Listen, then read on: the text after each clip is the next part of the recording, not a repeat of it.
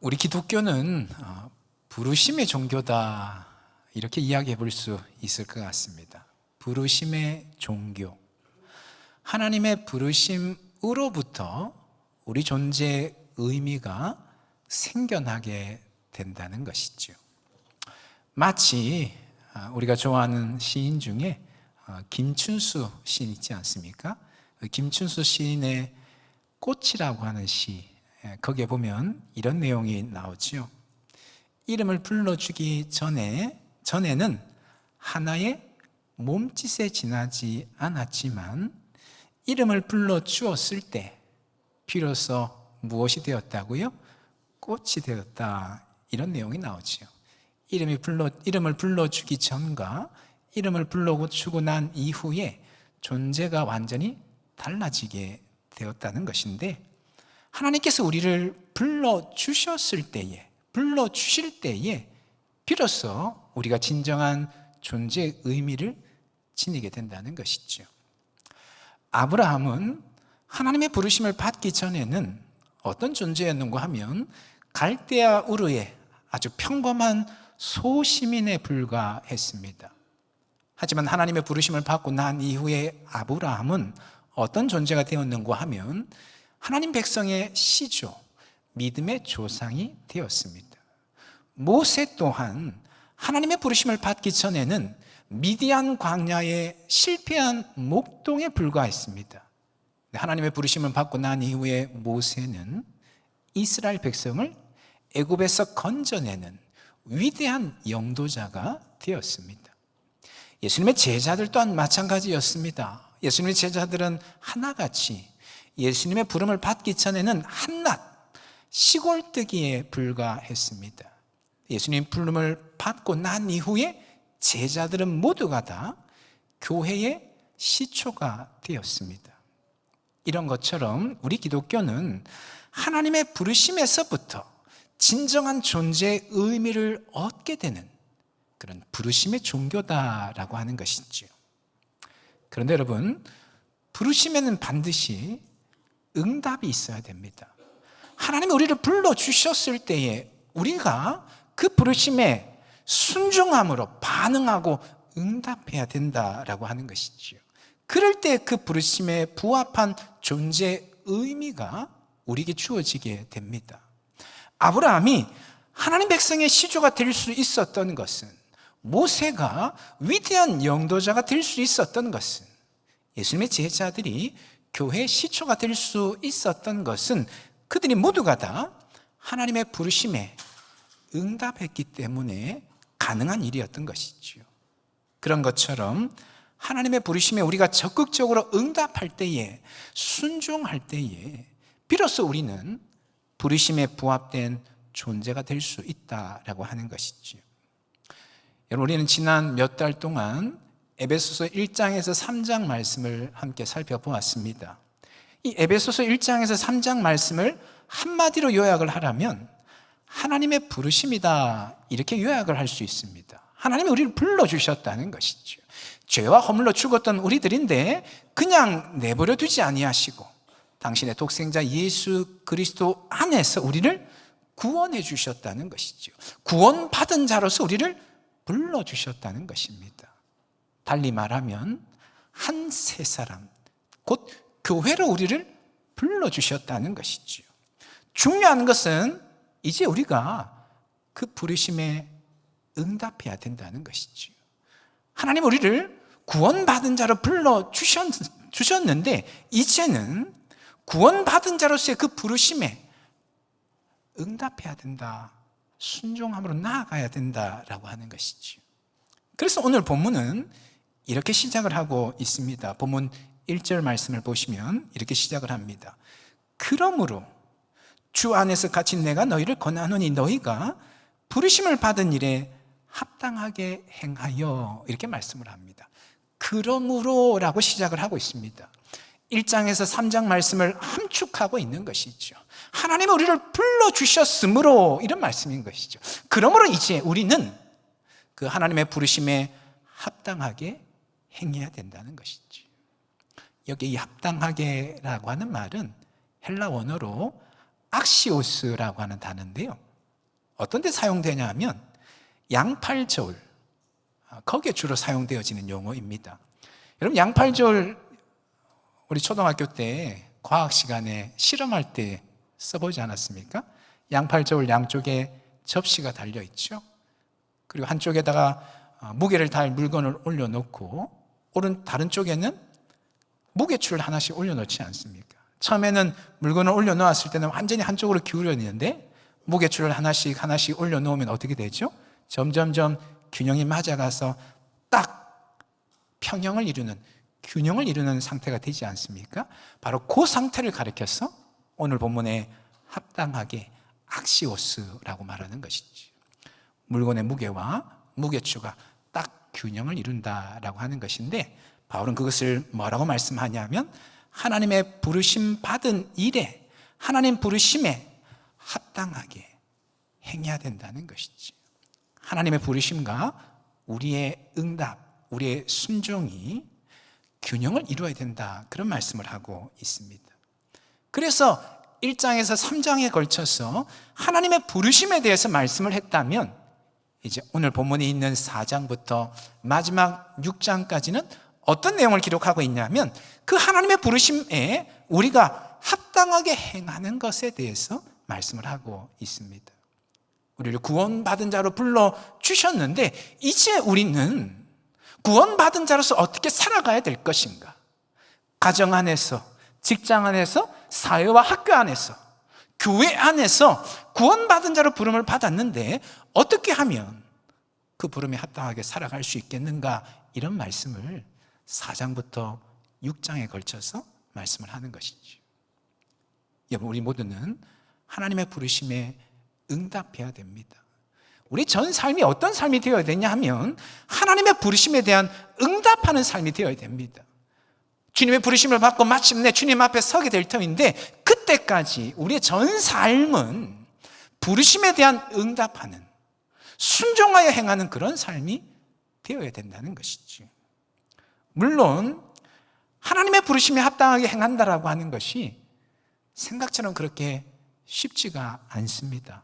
왜냐하면 수많은 장애물들이 우리를 가로막기 때문에 그런 것이죠. 아브라함을 한번 생각해 보시면, 아브라함은 하나님의 부르심을 받고는 갈대아 우르를 떠납니다. 본토 친척 아비의 집, 조상 대대로 살아오던 그 땅을 떠나서 하나님이 지시하신 약속의 땅을 향하여 나아갑니다. 그런데 가는 도중에 하란이라고 하는 도시에 도착해서는 아브라함이 가는 길을 멈춰버리는 것이지. 성경학자들은 그 이유를 이렇게 설명합니다. 당시에 하란은 경제적으로 상당히 번영하는 도시였는데 아브라함이 거기에서 재산을 갑자기 많이 습득하게 되었다는 것이에요. 창세기 12장 5절 말씀에 이런 말씀을 합니다. 하란에서 모은 소유와 얻은 사람들을 이끌고 아브라함이 하란에 들어갔는데 거기서 자기도 모르게 재산이 불어나고 거느리는 종들이 많아지게 되었다는 것이죠. 그들을 이끌고 가나안 땅으로 가려고 떠나서 마침내 가나안 땅에 들어갔더라, 이렇게 말씀을 합니다. 갑자기 불어난 재산으로 인하여서 하란에 안주하였다는 것이지. 그래서 다시금 하나님께서 아브라함을 하란에서 불러내셨다는 것이죠. 그래서 12장 5절 끝부분에 마침내 가나안 땅에 들어갔더라, 이렇게 말씀을 합니다. 하나님께 순종하여 응답하여 나아가는 아브라함을 가로막는 장애물들이 많았는데 그 장애물들을 뚫고 마침내 하나님 약속하신 가나안 땅으로 들어갔다, 이렇게 말씀을 하는 것이죠. 모세 또한 마찬가지였습니다. 하나님께서 미디안 광야에서 모세를 부르셨을 때에 모세가 즉각적으로 하나님께 순종하지 않았습니다. 응답하지 않았습니다. 출애굽기 3장 4장에 보면 그런 내용이 나오는데요, 모세는 하나님의 부르심 앞에서 순종하지 못하는, 부르심에 순종하지 못할 이유들을 계속해서 늘어놓는 것을 볼 수가 있습니다. 만일 이스라엘 백성들이 모세 자신의 말을 믿어주지 않으면 어떻게 하겠느냐, 이런 말을 하는 거죠. 자신은 입이 뻣뻣하고 혀가 둔한 사람이어서 하나님이 시키는 일을 할 수 없는 자다, 그런 이야기를 합니다. 그래서 더 적합한 자를 찾으십시오, 이렇게 갖가지 핑계들을 늘어놓으면서 하나님 부르심 앞에서 모세가 머뭇거리는 것이죠. 그때 하나님께서 그런 모세에게 심한 노를 바라시고 결국은 모세가 하나님 부르심에 순종하여 애굽으로 내려가게 되는 것이죠. 여러분, 이런 것처럼 하나님의 부르심 앞에 순종하지 못하도록 가로막는 장애물들이 참으로 많은 것이죠. 그러다 보니까 부르심에 순종하는 것이 생각하는 것처럼 그렇게 쉽지가 않다는 것이죠. 여러분, 어떻습니까? 여러분, 하나님의 부르심 앞에 적극적으로 응답하며 살아가시는지요?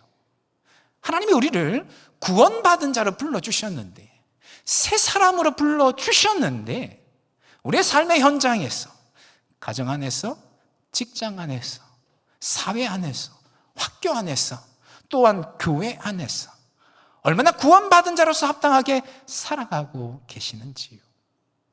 사실 우리 안에도 하나님 부르심에 순종하지 못하도록 가로막는 장애물들이 참 많습니다. 어떤 것들이 있을까요? 지금의 안락함과 평안함을 좀처럼 포기하고 싶지 않은 것이죠.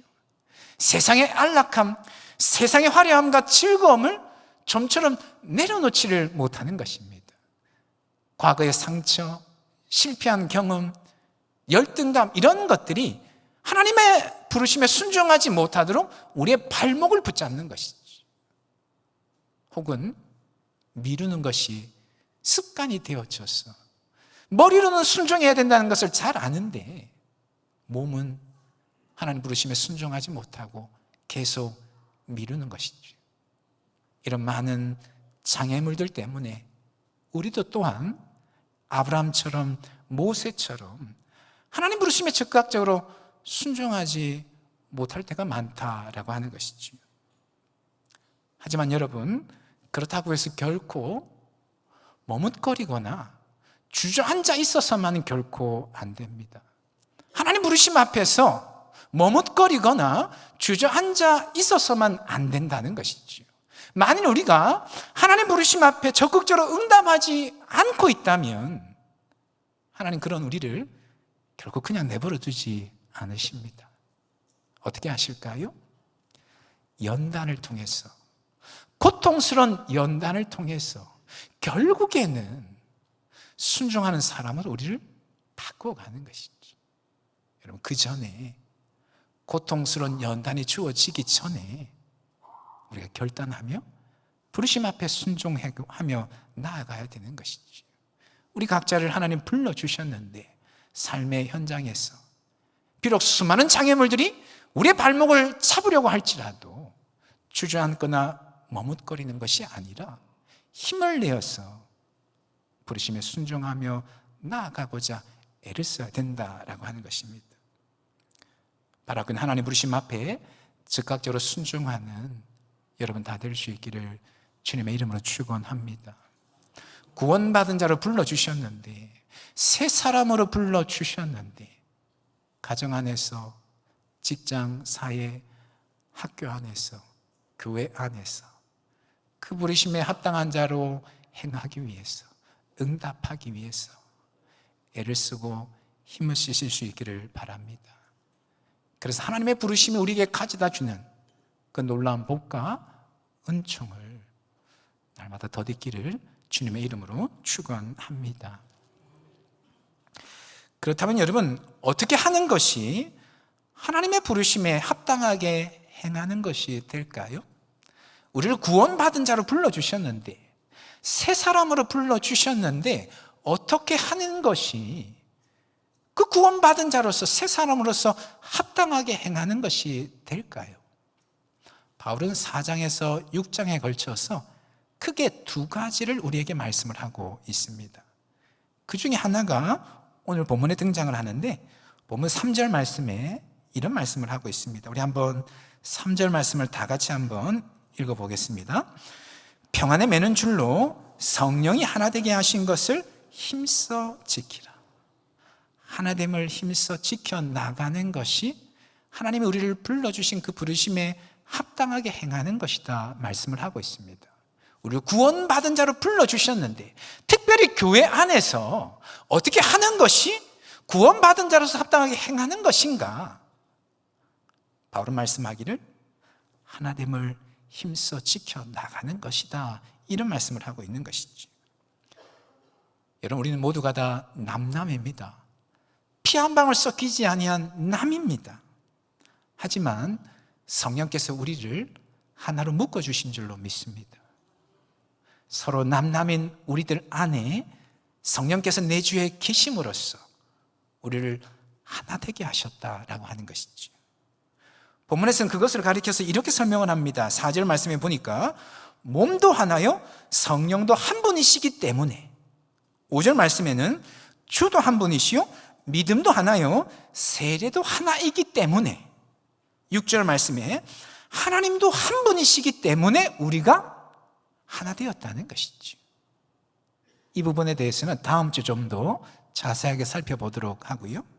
중요한 것은 그렇게 하나 되게 하신 것을 힘써 지켜나가야 된다는 것이죠. 여러분, 제가 종종 그런 예를 들 때가 있습니다. 남녀가 만나서 사랑하게 되고 그래서 결혼하게 되는데 왜 결혼하는가?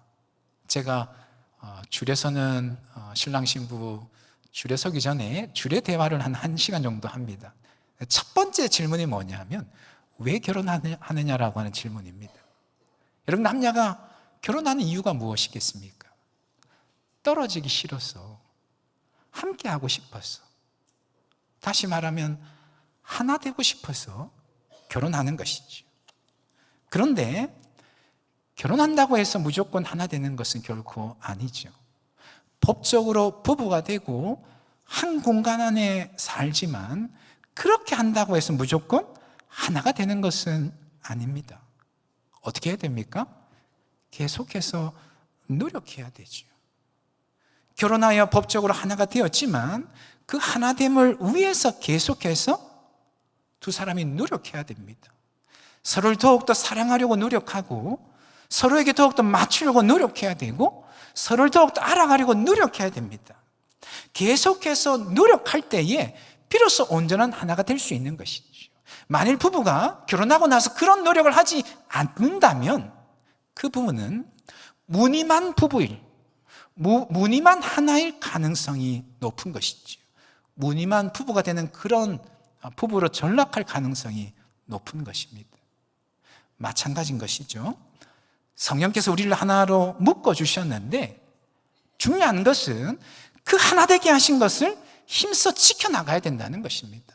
부부가 결혼하고 나서 계속해서 하나됨을 위해서 노력하는 것처럼 우리 또한 주님 안에서 하나 되었는데 그것으로 끝이 아니라 계속해서 노력해 나가야 된다는 것이죠.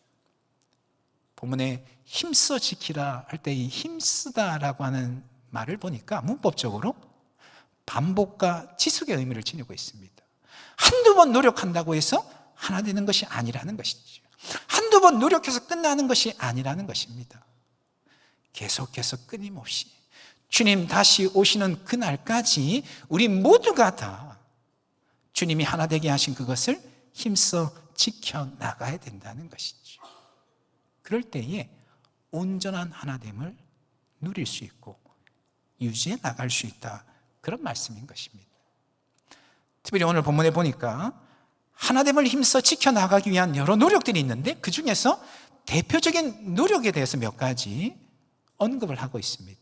우리가 하나됨을 지켜나가기 위해서 대표적으로 해야 되는 노력들, 2절 말씀에 이렇게 말씀을 하죠. 모든 무엇과 겸손과 온유로 하고 오래 참음으로 사랑 가운데서 서로 용납하고. 하나됨을 지켜나가기 위한 대표적인 노력 5가지를 말씀을 합니다. 겸손하고 온유하고 오래 참고 서로 용납하고 무엇보다 사랑의 노력이 필요하다고 말씀을 하고 있습니다. 여러분, 하나됨을 지켜나가기 위해서는 무엇보다 겸손해야 됩니다. 주님의 몸된 공동체가 하나됨을 온전히 지켜나가기 위해서 무엇보다 우리 모두가 다 겸손해야 되는 것이지. 겸손한다는 것이 무엇일까요? 성경은 그렇게 설명을 합니다. 나보다 상대방을, 다른 지체를 더 낮게가 아니고 더 낮게 여기는 것, 그것이 겸손이라고 말합니다. 우리가 서로를 나보다 더 낮게 여겨야 된다는 것이지. 또한 온유해야 된다고 말씀을 합니다. 성경에서 말하는 온유함은 단지 부드러움이 아닙니다. 성경에서 말씀하는 온유함은 자기를 주장하지 않는 것입니다.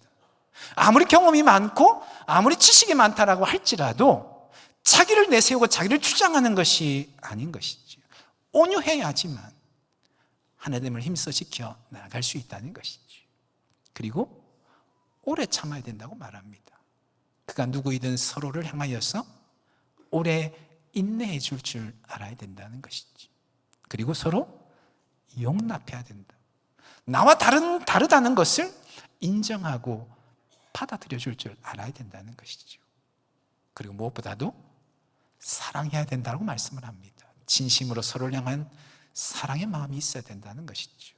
이런 노력들이 있을 때에 성령께서 하나 되게 하신 것을 계속해서 지켜나갈 수 있고 그 하나됨을 온전히 누릴 수 있다고 말씀을 하고 있는 것이지. 여러분, 하나됨은 결코 외적인 조직이나 프로그램, 시스템에 의해서 이루어지는 것이 결코 아닙니다. 교회라는 조직, 교회가 지니고 있는 시스템, 교회 안에 있는 다양한 프로그램이 우리를 하나 되게 하는 것이 결코 아닙니다. 성령께서 하나 되게 하신 것을 지켜나가기 위해서는 실제적인 노력이 필요한 것이죠. 그것은 바로 겸손과 온유와 오래 참음, 서로 용납, 사랑의 노력이라고 말씀을 하고 있는 것입니다. 여러분, 바라옵기는 우리 교회가 이런 노력이 살아있는 그런 교회가 될 수 있기를 간절히 소망합니다. 주님께서 우리를 하나로 묶어주셨는데 그것으로 끝났다라고 생각하는 것이 아니라 오늘 말씀에 순종하여서 끊임없이 계속해서 힘써서 그 하나됨을 지켜나가고자 애를 쓰는 그런 교회 될 수 있기를 소망합니다. 단지 한두 사람, 담임 목사, 우리 장로님들, 중직자들 몇몇 사람들만 힘써 지켜나가는 것이 아니고 우리 모두가 다, 우리 영화부의 자녀들부터 연로하신 어르신에 이르기까지 모두가 다 성령께서 하나 되게 하신 그것을 힘써 지켜나가기 위해서 다른 지체를 나보다 더 낮게 여기고 나를 주장하지 아니하고 그가 누구이든 오래 참아주고 서로의 다름을 용납하고 인정해주고 무엇보다 사랑하고자 애를 쓰는 그런 교회가 될 수 있기를 원합니다.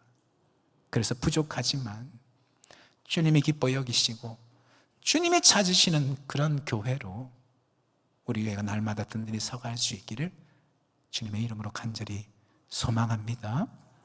기도하겠습니다. 우리 시간 말씀 붙잡고 함께 기도하기를 원합니다.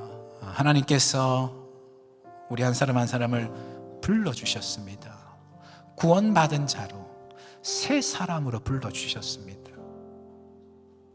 이제는 그 부르심에 우리가 응답하며 살아가야 되는데 가정 안에서, 직장, 사회, 학교 안에서, 교회 안에서 어떻게 하면 우리가 그 구원받은 자로서 합당하게 살아갈 수 있는가?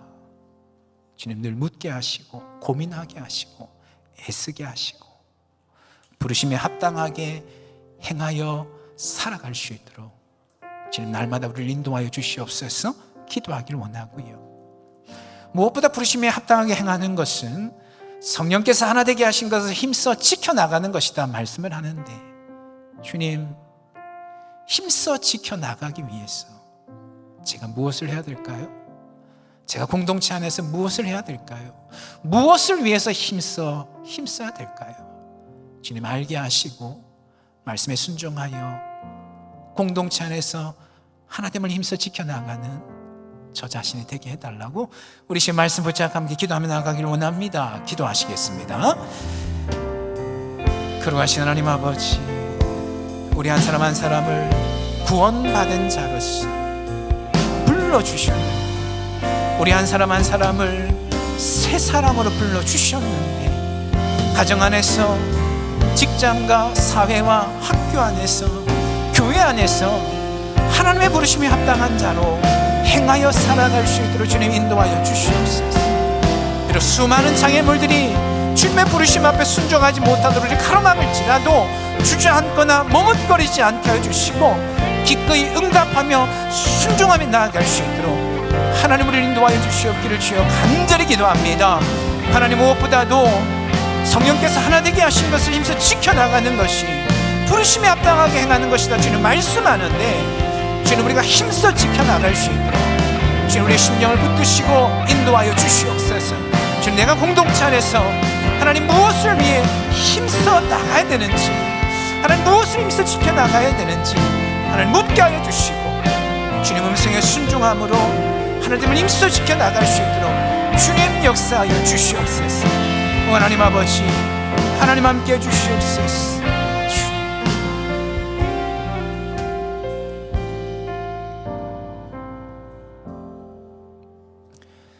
거룩하신 하나님, 우리 한 사람 한 사람을 구원받은 자로 새 사람으로 불러주셨는데, 우리의 삶의 현장, 가정과 직장과 사회와 학교와 교회 안에서 하나님의 부르심에 따라서 구원받은 자로 합당하게 살아가고자 애를 쓴 우리 모두가 다 되게 하여 주시옵소서. 수많은 장애물, 유혹들이 우리의 발목을 잡을지라도 힘을 내어 부르심에 순종하고자 애를 쓰며 달려가는 우리가 되어줄 수 있도록 인도하여 주시옵소서.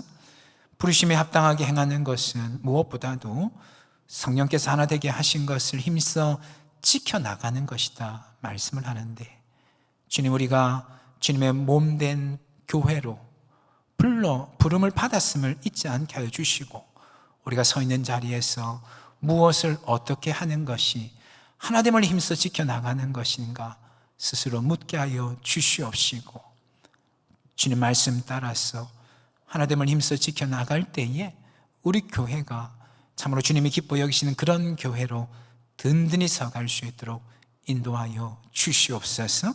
그렇게 행하신 하나님께 모든 것 맡겨드리며 예수님의 이름으로 기도합니다. 아멘.